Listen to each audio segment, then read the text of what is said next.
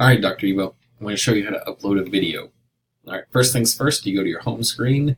This is just the class I'm doing, the graduate course I'm doing.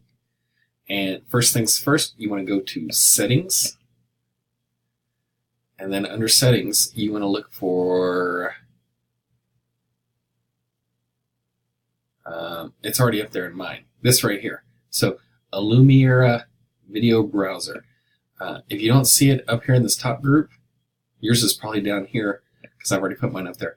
So you just slide it up there, put it there, and you'll notice how it's highlighted here now. So once you drag it up there, put it there, you should see it in this little feed here. So once it's there, scroll down, click Save, and it's saved. There it is. So we're going to go back to our home page. Right there's our video browser, and then once it's there, you just click Edit. And, well, hang on. First, let's go back. Before we edit, click on that browser first. And so you want to upload video or audio, upload from device, and I just have some file that I'd save, some movie file. Where is it? Nope. There it is right there. So once you've made your PowerPoint and made it into a movie, or not PowerPoint, use Keynote, that Keynote I told you about. You made that into a movie, saved it to your desktop, then you click on that file, click Open, and it's going to upload it to Canvas. File's uploaded.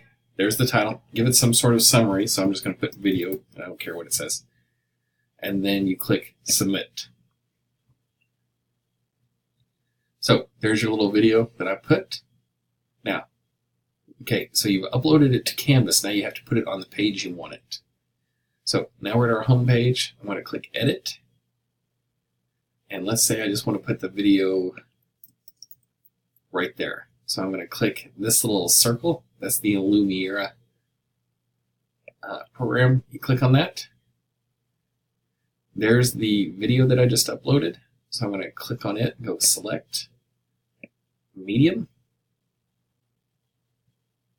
and it's working, and there's the video in there.